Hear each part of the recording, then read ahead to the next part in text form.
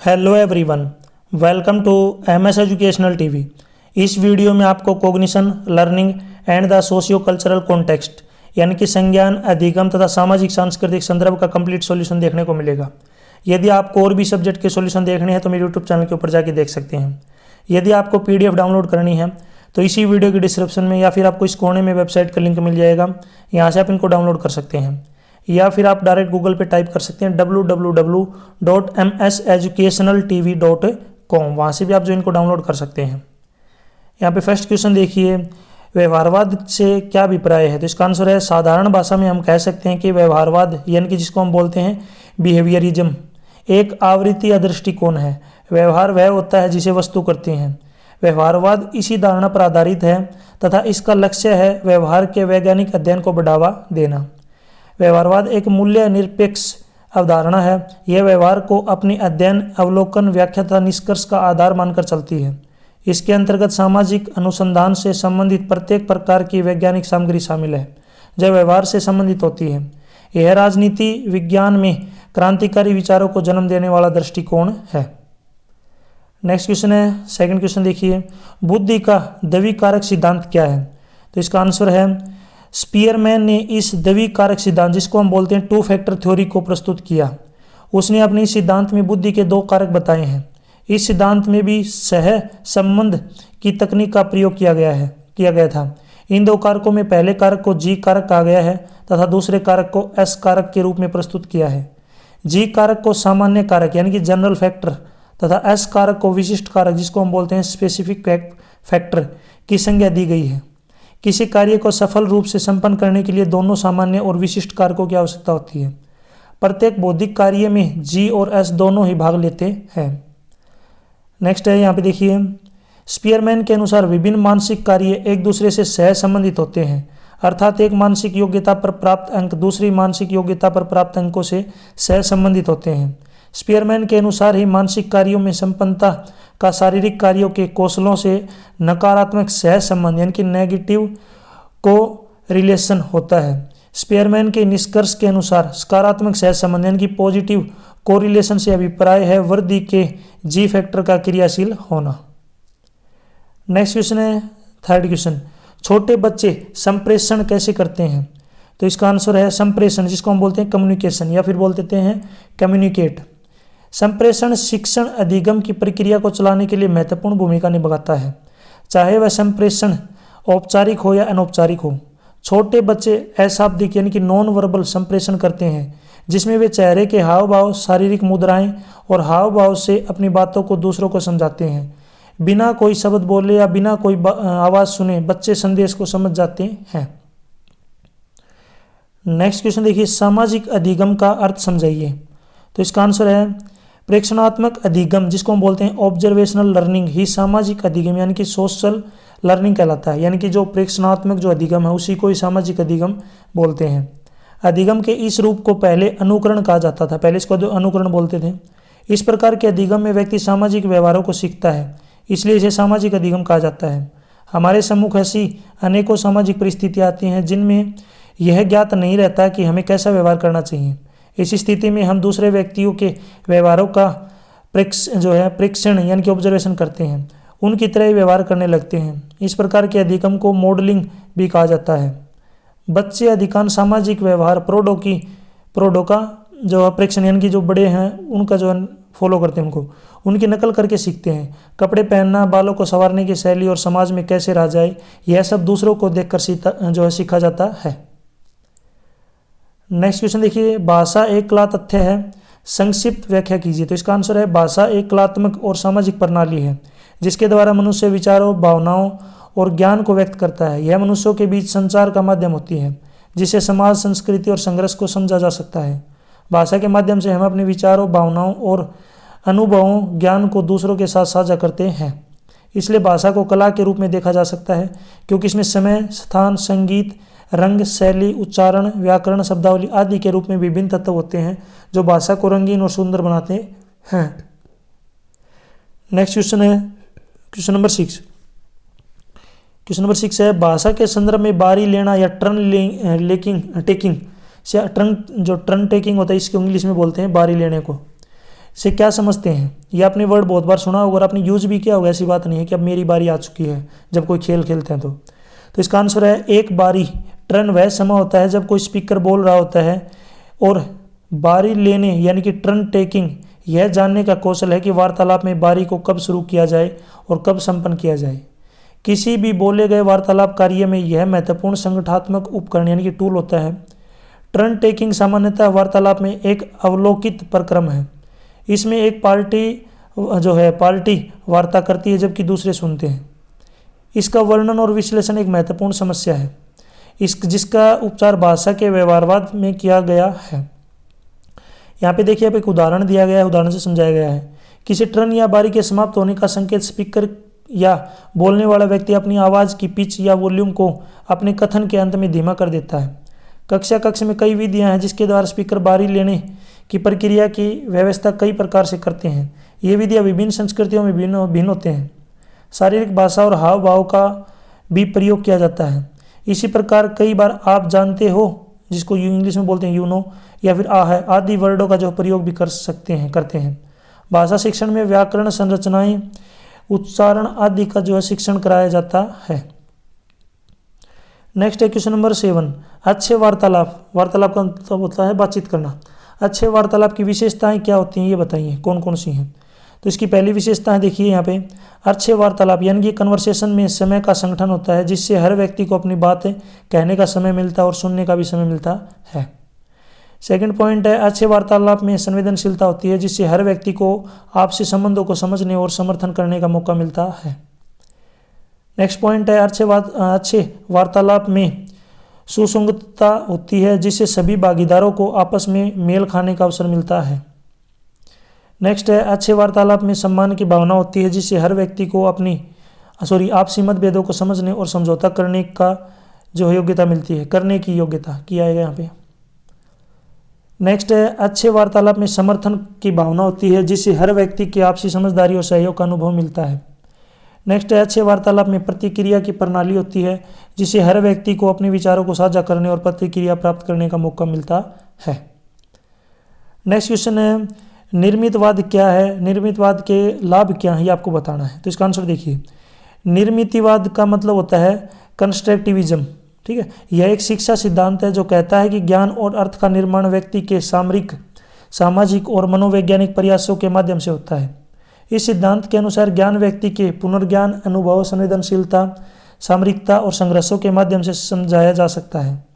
निर्मितवाद में बालक स्वयं के द्वारा कार्य करता है और करके वह सीखता है, और इस प्रकार से सीखा गया ज्ञान उसके मन मस्तिष्क में बैठ जाता है, अर्थात स्थायी हो जाता है। निर्मितिवाद अधिगम सिद्धांत बालक को सक्रिय जो अधिगम करता मानता है। अब यहाँ पे इसके जो है निर्मितिवाद के लाभ पूछे हैं। यहाँ पे निर्मितिवाद है, निर्मितवाद नहीं है।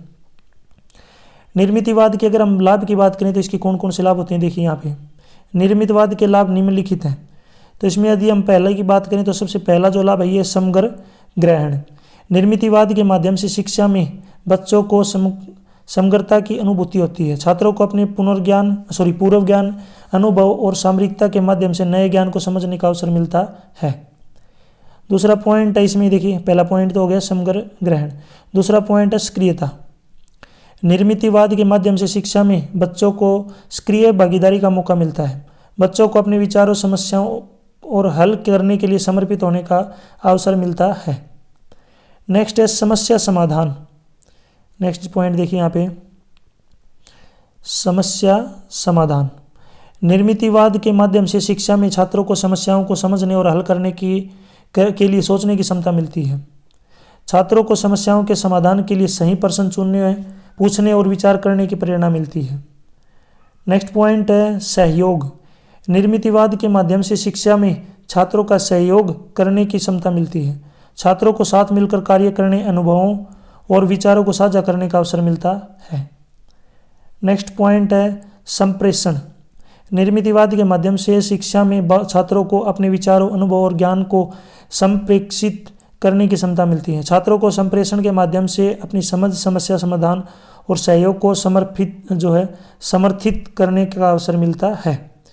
लास्ट में यहाँ पे देखिए लिखा गया है कि निर्मितिवाद के लाभ छात्रों की सक्रियता, समस्या समाधान क्षमता, सहयोग और संप्रेषण को बढ़ाते हैं, जो उनके शैक्षिक और सामाजिक विकास में महत्वपूर्ण होते हैं।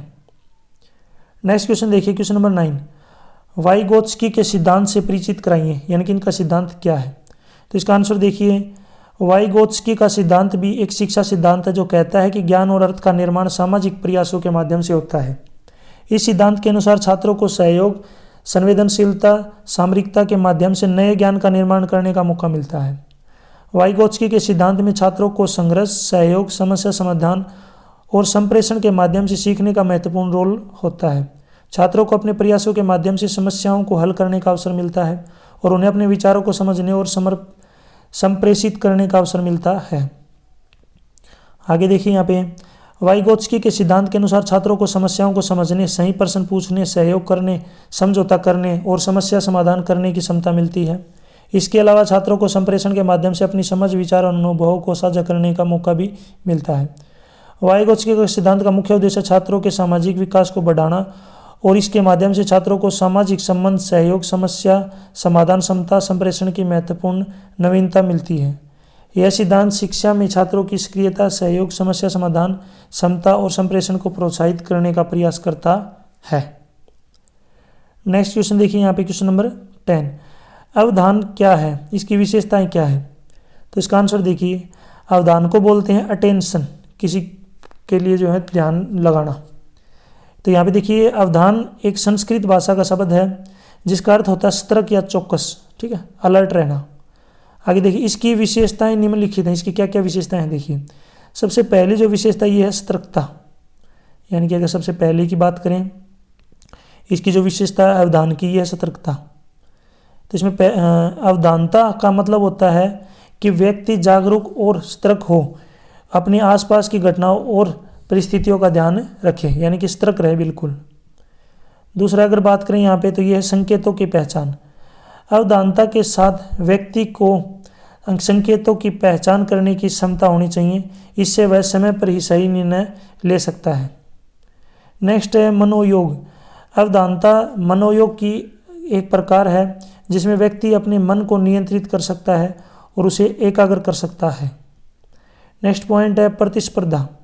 अवधान व्यक्ति प्रतिस्पर्धा में सफलता प्राप्त करने की क्षमता रखता है, क्योंकि वह अपने प्रतियोगियों की क्रियाओं और चेष्टाओं का ध्यान रखता है। नेक्स्ट पॉइंट है सुरक्षा। अवधानता सुरक्षा की एक महत्वपूर्ण पहलू होती है, क्योंकि वह व्यक्ति को अपने आसपास के खतरों को पता लगाने में मदद करती है। नेक्स्ट पॉइंट है समर्पण। अवधानता समर्पण की एक महत्वपूर्ण गुण होती है, क्योंकि वह व्यक्ति को अपने कार्यों में पूर्णता के साथ समर्पित होने की क्षमता देती है। नेक्स्ट पॉइंट है ध्यान। अवधानता ध्यान की एक प्रकार होती है जिससे व्यक्ति अपने काम में संगठित और एकाग्र रह सकता है। नेक्स्ट पॉइंट है समय प्रबंध। अवधानता समय प्रबंध की महत्वपूर्ण एक कौशल है, क्योंकि वह व्यक्ति को समय की मांग को पूरा करने में मदद करती है। नेक्स्ट है संवेदनशीलता। अवधानता संवेदनशीलता की एक प्रकार होती है जिससे व्यक्ति अपने आसपास के लोगों की भावनाओं और ज़रूरतों को समझ सकता है। नेक्स्ट है समाधान। अवधानता समाधान की क्षमता को प्रोत्साहित करती है, क्योंकि वह व्यक्ति को समस्याओं का समाधान ढूंढने में मदद करती है। नेक्स्ट क्वेश्चन देखिए, क्वेश्चन नंबर 11, बुद्धि की विशेषताओं का वर्णन कीजिए। तो इसका आंसर है यहाँ पे देखिए, बुद्धि जिसको हम बोलते हैं इंटेलिजेंस। बुद्धि एक संस्कृत शब्द है जिसका अर्थ होता है बुद्धिमान या बुद्धिशाली, यानी कि चालाक। इसकी विशेषताएं निम्नलिखित होती हैं। तो इसकी पहली विशेषता है ज्ञान। बुद्धि के साथ व्यक्ति को गहन ज्ञान की प्राप्ति होती है, वह समस्याओं को समझने, नए और समृद्ध विचारों का विकास करने में सक्षम होता है। सेकंड पॉइंट है विवेक। बुद्धि व्यक्ति को विवेक की प्राप्ति करने में मदद करती है, इससे वह सही और गलत के बीच अंतर कर सकता है। नेक्स्ट पॉइंट है समझ। बुद्धि समझ की प्राप्ति करने में मदद करती है, जिससे व्यक्ति अपने आसपास की घटनाओं और परिस्थितियों को समझ सकता है। नेक्स्ट पॉइंट देखिए यहाँ पे, नेक्स्ट पॉइंट है निर्णय। बुद्धि व्यक्ति को सही और समय पर निर्णय लेने की क्षमता प्रदान करती है। नेक्स्ट पॉइंट है बुद्धिमान। बुद्धि व्यक्ति को बुद्धिमान बनाती है, यानी कि बुद्धि जो है व्यक्ति को बुद्धिमान बनाती है, इससे वह अपने कार्यों को समय पर पूरा कर सकता है। नेक्स्ट पॉइंट है, यहाँ पे देखिए नेक्स्ट पॉइंट दिया गया है प्रतिभा। प्रतिभा देखिए, बुद्धि प्रतिभा की प्राप्ति करने में मदद करती है, जिससे व्यक्ति अपनी क्षमताओं को जो है विकसित कर सकता है। नेक्स्ट पॉइंट है समाधान। बुद्धि समस्याओं का समाधान ढूंढने में मदद करती है, जिससे व्यक्ति को उचित और प्रभावी समाधान प्राप्त करने की क्षमता होती है। नेक्स्ट पॉइंट है अनुभव। बुद्धि व्यक्ति को अनुभव की समझ होती है, बुद्धि व्यक्ति को, जिससे वह अपने जीवन के महत्वपूर्ण घटनाओं से सीख सकता है। निरंतरता। बुद्धि व्यक्ति को निरंतरता की प्राप्ति करने में मदद करती है, जिससे वह अपने लक्ष्यों की प्राप्ति के लिए समर्पित रह सकता है। नेक्स्ट है सुरक्षा। बुद्धि सुरक्षा की प्राप्ति करने में मदद करती है, जिससे व्यक्ति खुद को आपदाओं से बचा सकता है। नेक्स्ट क्वेश्चन है क्वेश्चन नंबर 12। बालकों में सृजनात्मकता को आप कैसे बढ़ावा देंगे? तो इसका आंसर है बालकों में सृजनात्मकता, जिसको बोलते हैं हम क्रिएटिविटी, को बढ़ावा देने के लिए निम्नलिखित उपाय कर सकते हैं। तो इसमें कौन कौन से उपाय हैं वो देखिए। तो इसमें पहला उपाय है स्थिरता और समर्पण का माहौल बनाएं। बच्चों को स्थिरता और समर्पण की भावना के साथ गतिविधियों में शामिल करें। इसके लिए उन्हें स्कूल, घर या समुदाय में कला, संगीत, नाटक, रंगमंच, लेखन, पेंटिंग, ग्राफिक डिजाइन आदि के कोर्सेज में भाग लेने के लिए प्रोत्साहित करें। नेक्स्ट पॉइंट है इसमें विचारों को प्रोत्साहित करें। बालकों को अपने विचारों को स्वतंत्रता से व्यक्त करने के लिए प्रोत्साहित करें। उन्हें विभिन्न विषयों पर लिखने, वाद विवाद में हिस्सा लेने, समाचार पत्र या ब्लॉग लेखन के माध्यम से अपनी रचनाएं प्रकाशित करने के लिए प्रोत्साहित करें। नेक्स्ट पॉइंट है इसमें नए और समृद्ध अनुभव प्रदान करें। बालकों को नई और समृद्ध अनुभव प्रदान करने के लिए कैंप, मुद्रा, साहित्य, कला, विज्ञान, प्राकृतिक संसाधनों के संरक्षण, सामुदायिक सेवा आदि में शामिल होने के लिए प्रोत्साहित करें। नेक्स्ट पॉइंट है सही मार्गदर्शन प्रदान करें। बालकों को सही मार्गदर्शन प्रदान करने के लिए उन्हें मेंटर या गुरु के साथ जोड़ें। इससे उन्हें अपनी क्षमताओं को विकसित करने के लिए सही मार्गदर्शन मिलेगा। नेक्स्ट पॉइंट है संगठनात्मक कौशल विकसित करें।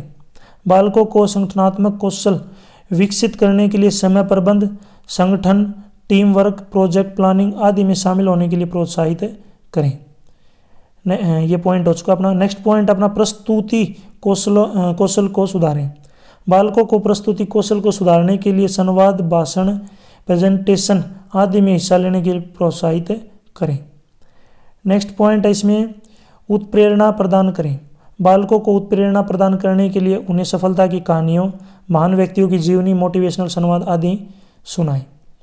नेक्स्ट है स्वतंत्रता का और समर्थन प्रदान करें। बालकों को स्वतंत्रता और समर्थन प्रदान करें ताकि वे अपनी सृजनात्मकता को स्वतंत्रता से व्यक्त कर सकें। उन्हें अपने विचारों, रचनाओं, कला, संगीत आदि को स्वतंत्र रूप से व्यक्त करने की स्वतंत्रता दें। नेक्स्ट क्वेश्चन देखिए क्वेश्चन नंबर 13। अभिरुचि शब्द का अर्थ समझाइए। अभिरुचि की विशेषताएं क्या है ये आपको बतानी है। सबसे पहले देखिए इसका आंसर। अभिरुचि का मतलब होता है एप्टीट्यूड। एप्टीट्यूड एक संस्कृत शब्द है जिसका अर्थ होता है रुचि या प्रेम। यह एक ऐसी स्थिति है जब किसी व्यक्ति को किसी विषय, कला, गतिविधि या चीज़ में आकर्षण होता है और उसे उसमें रुचि पैदा होती है। नेक्स्ट यहाँ पे अगर इसकी विशेषताओं की बात कीजिए, देखिए यहाँ पे इसकी कुछ विशेषताएं हैं। तो इसकी कौन कौन सी विशेषताएं हैं? तो पहली विशेषता है समर्पितता। तो अभिरुचि वाले व्यक्ति को उससे प्रिय विषय में समर्पित होने की इच्छा होती है। वह उसे समय, मेहनत और संघर्ष के साथ प्राप्त करने के लिए तत्पर रहता है। नेक्स्ट है स्वतंत्रता। अभिरुचि के साथ आने वाले व्यक्ति को उसे प्रिय विषय में स्वतंत्रता मिलती है। वह अपने विचारों, रचनाओं और नए आदेशों को स्वतंत्र रूप से व्यक्त कर सकता है। नेक्स्ट पॉइंट है आनंद। अभिरुचि के साथ जुड़े व्यक्ति को उसे प्रिय विषय में आनंद मिलता है। वह उसे करने में सुखी होता है और उसका समय बिताना समय बिताना प्रियतम होता है। नेक्स्ट पॉइंट है सृजनात्मकता। अभिरुचि के साथ जुड़े व्यक्ति को सृजनात्मकता में विशेष रुचि होती है। वह नए, मनोहारी और अद्वितीय विचारों, कला और रचनाओं को पैदा करने में रुचि रखता है। नेक्स्ट है प्रगति। अभिरुचि के साथ जुड़े व्यक्ति को उसे प्रिय विषय में प्रगति होती है। वह नए कौशल और ज्ञान को प्राप्त कर सकता है और उसकी क्षमताएं विकसित होती हैं। नेक्स्ट पॉइंट लास्ट में यहाँ पे देखिए क्या बताया गया है। इन सभी विषयों के साथ अभिरुचि एक व्यक्ति को सृजनात्मक, समर्पित, स्वतंत्र, आनंदमय, संपन्न और प्रगतिशील बनाती है। नेक्स्ट क्वेश्चन है क्वेश्चन नंबर 14, बच्चों के खेल की विशेषताओं का वर्णन कीजिए। तो देखिए यहाँ पे इसका आंसर है बच्चों के खेल की विशेषताएं निम्नलिखित हो सकती हैं। तो इसमें कौन कौन सी विशेषता, पहला है संगीत जो है रंगीनता। बच्चों के खेल आमतौर पर रंगीन होते हैं। वे उपयोग करने के लिए विभिन्न रंगीन खिलौने, पेंसिल, मोहरे, क्रियात्मक गतिविधियां आदि पसंद करते हैं। सेकंड विशेषता यहाँ पे सामूहिकता। बच्चों के खेल आमतौर पर सामूहिक होते हैं। इसमें समुदाय में साझा करने, सहयोग करने, संगठित होने, टीम में काम करने आदि के मूल्य जो है सिद्ध होते हैं। नेक्स्ट है इसकी जो विशेषता ये है सोच समझ। बच्चों के खेल सोच समझ को विकसित करने में मदद करते हैं। वे समस्याओं का समाधान करने, लॉजिक सोच का विकास करने, रणनीति बनाने आदि को प्रोत्साहित करते हैं। नेक्स्ट है शारीरिक गतिविधि। बच्चों के खेल शारीरिक गतिविधियों को प्रोत्साहित करते हैं। वे बच्चों के शारीरिक विकास, स्थैर्य, सहनशक्ति, सहनशीलता आदि में जो मदद करते हैं। नेक्स्ट पॉइंट है खुशी और मनोरंजन। बच्चों के खेल खुशी, मनोरंजन और मस्ती का साधन होते हैं। इनमें बच्चे स्वतंत्रता, सुख और आनंद का जो अनुभव करते हैं। नेक्स्ट पॉइंट है शिक्षा प्रदता। बच्चों के खेल उन्हें अन्य कौशल जैसे कि संख्याओं का ज्ञान, पत्र लेखन, गणित, भूगोल आदि की शिक्षा प्रदान कर सकते हैं। नेक्स्ट पॉइंट है स्वतंत्रता। बच्चों के खेल उन्हें स्वतंत्रता का महत्व सिखाते हैं। वे अपनी पसंद के अनुसार खेल सकते हैं, खुद को स्वतंत्र रूप से व्यक्त कर सकते हैं और नियमों को समझकर उनका पालन कर सकते हैं। यहाँ पे लास्ट में एक लाइन दी गई है कि इन सभी विशेषताओं के साथ बच्चों के खेल मनोरंजनपूर्ण, शिक्षाप्रद, स्वास्थ्यप्रद और सामाजिक विकास का महत्वपूर्ण साधन होते हैं। नेक्स्ट क्वेश्चन है क्वेश्चन नंबर 15, भाषा से क्या अभिप्राय है, भाषा की विशेषताओं का वर्णन कीजिए। तो यहाँ पे इसका आंसर है भाषा एक माध्यम है जिसके द्वारा मनुष्य अपने विचारों, भावनाओं और ज्ञान को अभिव्यक्त करता है। इसके द्वारा मनुष्य संकेतों, शब्दों और वाक्यों का उपयोग करके मन की बातें दूसरों को समझा सकता है। भाषा मनुष्यों के बीच संवाद का महत्वपूर्ण साधन है और साथ ही सामाजिक, सांस्कृतिक और आध्यात्मिक विकास का जो है महत्वपूर्ण हिस्सा है। अब इसके लास्ट में देखिए यहाँ पे इसकी विशेषताओं की बात कर लेते हैं। भाषा की निम्नलिखित विशेषताएं हैं। तो इसकी सबसे पहली विशेषता है संवेदनशीलता। भाषा में संवेदनशीलता की विशेषता होती है। यह भाषा के माध्यम से व्यक्ति की भावनाओं, विचारों और अनुभवों को साझा करने का माध्यम होती है। सेकंड जो पॉइंट है ये इसकी संरचना। भाषा में संरचना की विशेषता होती है। यह भाषा के नियम, ग्रामर और वाक्य संरचना के माध्यम से समझने और संवाद करने की क्षमता प्रदान करती है। संरचना हो गई। नेक्स्ट पॉइंट अपना संक्षेप। भाषा में संक्षेप की विशेषता होती है। यह भाषा के माध्यम से बहुत सारी जानकारी को संक्षिप्त रूप से प्रस्तुत करने की क्षमता प्रदान करती है। नेक्स्ट है व्याप्ति। व्याप्ति देखिए यहाँ पे नेक्स्ट पॉइंट अपना व्याप्ति। भाषा में व्याप्ति की विशेषता होती है। यह भाषा के माध्यम से व्यक्ति की बातचीत को अलग अलग समय, स्थान और सामरिक परिस्थितियों में संभव बनाती है। नेक्स्ट है समझने की क्षमता। भाषा में समझने की क्षमता की विशेषता होती है। यह भाषा के माध्यम से आपसी संवाद को समझने, विचारों को समझने और ज्ञान को प्राप्त करने की क्षमता प्रदान करती है। नेक्स्ट पॉइंट है संबंध। भाषा में संबंध की विशेषता होती है। यह भाषा के माध्यम से व्यक्ति के बीच संबंध को स्थापित करने, संघर्ष को हल करने और सहयोग करने की क्षमता प्रदान करती है। नेक्स्ट पॉइंट देखिए यहाँ पे नेक्स्ट पॉइंट है सांस्कृतिक आदान प्रदान। भाषा में सांस्कृतिक आदान प्रदान की विशेषता होती है। यह भाषा के माध्यम से सामाजिक, सांस्कृतिक और ऐतिहासिक ज्ञान को संजोया, प्रस्तुत और समझने की क्षमता प्रदान करती है। नेक्स्ट बात करें यहाँ पे नेक्स्ट है समर्थन। भाषा में समर्थन की विशेषता होती है। यह भाषा के माध्यम से व्यक्ति को समर्थन, प्रोत्साहन और प्रभावित करने की क्षमता प्रदान करती है। लास्ट में यहाँ पे बताया गया है कि भाषा व्यक्ति के माध्यम से विचारों, भावनाओं, ज्ञान को साझा करने, संवाद करने, संबंध स्थापित करने की महत्वपूर्ण जो है साधन है। नेक्स्ट क्वेश्चन देखिए क्वेश्चन नंबर 16 है संप्रत्यय किसे कहते हैं। संप्रत्यय निर्माण को प्रभावित करने वाले कारक का वर्णन करें। सबसे पहले हम बात कर लेते हैं संप्रत्यय होते क्या है। संप्रत्यय को बोलते हैं कॉन्सेप्ट। यह एक भाषा विज्ञानीय शब्द है जो व्यक्ति के विचारों, भावनाओं और अनुभवों को साझा करने और समझने की क्षमता को दर्शाता है। अब यहाँ पे देखिए लास्ट में बताया गया कि संप्रत्यय निर्माण को प्रभावित करने वाले कारक निम्नलिखित हैं। कौन कौन से कारक हैं? तो इसमें देख, पहला जो कारक है यह है संवेदनशीलता। संवेदनशीलता की विशेषता होने से संप्रत्यय प्रभावित होता है। जब भाषा में संवेदनशीलता होती है तो व्यक्ति की भावनाओं और अनुभव सही ढंग से संप्रत्यय में प्रकट होते हैं। नेक्स्ट है संरचना। संरचना की विशेषता होने से संप्रत्यय प्रभावित होता है। भाषा के नियम, ग्रामर, वाक्य संरचना के माध्यम से संप्रत्यय को सही ढंग से व्यक्त किया जा सकता है। ठीक है, यहाँ पे देखिए हमें पूछा संप्रत्यय के बारे में। नेक्स्ट पॉइंट की तरफ चलते हैं, संक्षेप। नेक्स्ट अपना संक्षेप। संक्षेप की विशेषता होने से संप्रत्यय प्रभावित होता है। भाषा के माध्यम से बहुत सारी जानकारी को संक्षेप में प्रस्तुत करने से संप्रत्यय को समझने में आसानी होती है। नेक्स्ट पॉइंट है समझने की क्षमता। समझने की क्षमता की विशेषता होने से संप्रत्यय प्रभावित होता है। जब भाषा में समझने की क्षमता होती है तो संप्रत्यय को सही ढंग से समझा जा सकता है और उसका प्रभाव अच्छी तरीके से होता है। नेक्स्ट पॉइंट है संबंध। संबंध की विशेषता होने से संप्रत्यय प्रभावित होता है। भाषा के माध्यम से संबंध को स्थापित करने, संघर्षों को हल करने, सहयोग करने के लिए संप्रत्यय महत्वपूर्ण होता है। नेक्स्ट पॉइंट है सांस्कृतिक आदान प्रदान। सांस्कृतिक आदान प्रदान की विशेषता होने से संप्रत्यय प्रभावित होता है। भाषा के माध्यम से सामाजिक, सांस्कृतिक और ऐतिहासिक ज्ञान को संजोया, प्रस्तुत और समझने के लिए संप्रत्यय महत्वपूर्ण होता है। नेक्स्ट पॉइंट है समर्थन। समर्थन की विशेषता होने से संप्रत्यय प्रभावित होता है। भाषा के माध्यम से समर्थन, प्रोत्साहन और प्रभावित करने के लिए संप्रत्यय महत्वपूर्ण होता है। नेक्स्ट यहाँ पे लास्ट में एक बात बोली गई है, ये सभी कारक संप्रत्यय को प्रभावित करने में महत्वपूर्ण होते हैं। इसकी सही व्याख्या करने में जो हम मदद करते हैं। इन क्वेश्चनों को थोड़ा बहुत आप चेंजमेंट वगैरह करके लिख सकते हैं, एग्जैक्ट लिखने की कोई जरूरत नहीं होती। इसी के अथवा में एक और क्वेश्चन दिया गया, इन दोनों में से आपको एक करना है। अथवा में जो क्वेश्चन है ये देखिए, क्वेश्चन है अधिगम असमर्थता का अर्थ स्पष्ट कीजिए। अधिगम असमर्थ बच्चों की विशेषताओं का वर्णन कीजिए। इन दोनों में से आपको एक करना, ऊपर वाले में, नीचे वाले में से। तो इसका आंसर है अधिगम असमर्थता, जिसको हम बोलते हैं लर्निंग डिसेबिलिटी। एक मनोवैज्ञानिक शब्द है जो एक व्यक्ति की असमर्थता को व्यक्त करता है, जो नई जानकारी को समझने या स्वीकार करने में कमी होती है।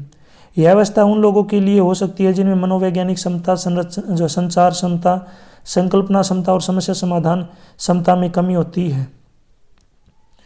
नेक्स्ट देखिए यहाँ पे अधिगम असमर्थ बच्चों की विशेषताएं निम्नलिखित है। तो इनकी कौन कौन सी विशेषताएं हैं? तो पहला है समझने में कठिनाई। अधिगम असमर्थता से प्रभावित बच्चों को नई जानकारी को समझने में कठिनाई होती है। वे ज्ञान को समस्यापूर्ण और अस्पष्ट ढंग से समझते हैं और इसे अपने मन में संग्रहित नहीं कर पाते हैं। नेक्स्ट है सीखने में कमी। अधिगम असमर्थता से प्रभावित बच्चों को नई जानकारी को सीखने में कमी होती है। वे ज्ञान को स्वीकार करने में जो है समस्या होती है और उसे अपने दिमाग में संग्रहित करने में कठिनाई होती है। नेक्स्ट पॉइंट देखिए यहाँ पे व्यक्तिगत प्रगति में कमी। व्यक्तिगत प्रगति में कमी। अधिगम असमर्थता से प्रभावित बच्चों की व्यक्तिगत प्रगति में कमी होती है।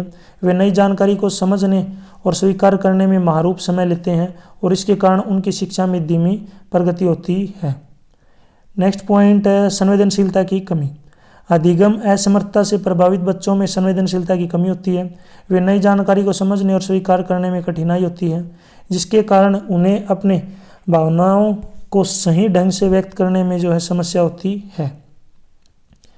नेक्स्ट है संक्षेप में कमी। नेक्स्ट है संक्षेप में कमी। अधिगम असमर्थता से प्रभावित बच्चों में संक्षेप की कमी होती है। वे नई जानकारी को संक्षिप्त रूप से प्रस्तुत करने में कठिनाई होती है और इसके कारण उनका संप्रत्यय समझने में जो कठिनाई होती है। लास्ट में यहाँ पे देख सकते हैं इन विशेषताओं के कारण अधिगम असमर्थता से बच्चा जो प्रभावित बच्चों को अतिरिक्त मदद और समर्थन की आवश्यकता होती है ताकि उन्हें ज्ञान को समझने और सीखने में सहायता मिल सके।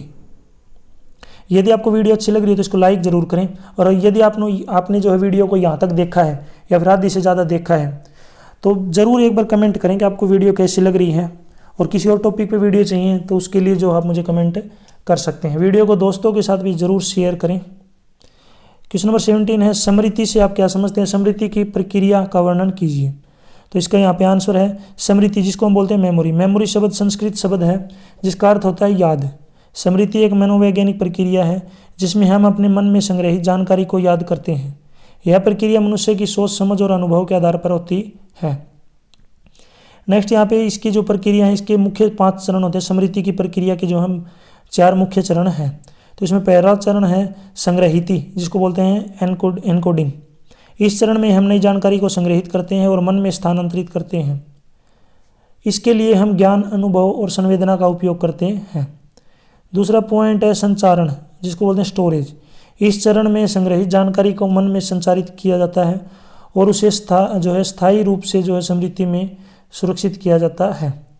यह जानकारी स्मृति में संग्रहित करने के लिए हमारे मस्तिष्क के विभिन्न भागों का उपयोग होता है, जिसे हम हिप्पोकैम्पस, नीलांबर और कॉर्टेक्स बोलते हैं। नेक्स्ट पॉइंट देखिए, यहाँ पे नेक्स्ट पॉइंट दिया गया है यहाँ पे पुनरुद्धारण, जिसको बोलते हैं रिट्रीवल। इस चरण में हम संग्रहित जानकारी को पुनः याद करने और मन में प्रकट करते हैं। यह प्रक्रिया हमें पहले संग्रहित जानकारी को याद करने और उसे प्रयोग करने में मदद करती है। नेक्स्ट पॉइंट है भूल, जिसको हम बोलते हैं फॉरगेटिंग। यह चरण स्मृति प्रक्रिया का एक महत्वपूर्ण हिस्सा है। कई बार हम संग्रहित जानकारी को भूल जाते हैं और उसे सही ढंग से याद नहीं कर पाते हैं। भूल के कारण हमें स्मृति की समस्या हो सकती है। लास्ट में यहाँ पे आप देखिए, स्मृति प्रक्रिया मनुष्य के जीवन में महत्वपूर्ण होती है, क्योंकि इसके माध्यम से हम अपने पिछले अनुभवों को सीखते हैं, नई जानकारी प्राप्त करते हैं और समस्याओं का समाधान करते हैं। इसी क्वेश्चन के देखिए अथवा में एक और क्वेश्चन दिया गया है। इनमें से आपको एक क्वेश्चन करना है। क्वेश्चन ये है इसके अथवा में, विस्मरण क्या है, विस्मरण के कारणों का वर्णन करें। तो इसका आंसर है, विस्मरण का मतलब होता है फॉरगेटिंग। फॉरगेटिंग एक हिंदी शब्द है जिसका अर्थ होता है भूलना या याद नहीं रखना। जब किसी व्यक्ति को किसी चीज़, व्यक्ति, जगह या अनुभव का स्मरण यानी याद नहीं रहता, तो हम उसे विस्मरण कहते हैं। अब विस्मरण के देखिए निम्नलिखित कारण यहाँ पे हैं। विस्मरण के निम्नलिखित कारण होते हैं। तो इसमें जो पहला कारण है ये आपका असंगत ध्यान। जब हम किसी काम में लगे होते हैं और ध्यान भटकता है तो उस समय हम स्मरण शक्ति खो सकते हैं और विस्मरण हो सकते हैं। सेकंड पॉइंट है इसका मनोरोग, मानसिक समस्या। कई मानसिक समस्याएं जैसे तनाव, चिंता, भ्रम, दिमागी कमजोरी आदि विस्मरण का कारण बन सकती हैं। ये समस्याएं हमारी स्मरण शक्ति को प्रभावित करके स्मरण क्षमता कम कर सकती हैं। नेक्स्ट पॉइंट है उम्र का प्रभाव। जैसे हम बढ़ती उम्र में होते हैं, हमारी स्मरण शक्ति समय समय पर कम हो जाती है। विस्मरण के पीछे ये उम्र का प्रभाव भी हो सकता है। नेक्स्ट पॉइंट है अभ्यास की कमी। जैसे हम किसी क्षेत्र में अभ्यास नहीं करते हैं, उस समय हम बातों को जल्दी भूल जाते हैं। अभ्यास की कमी भी विस्मरण का मुख्य कारण हो सकती है। यहाँ पे लास्ट में देखिए बोला गया है कि ध्यान देने वाली बात है कि विस्मरण काफ़ी सामान्य है और आम बात है, लेकिन कभी कभी अधिक विस्मरण सामान्य नहीं हो सकता और इन्फॉर्मेशन या यादें या घटनाएं भूल जाती हैं।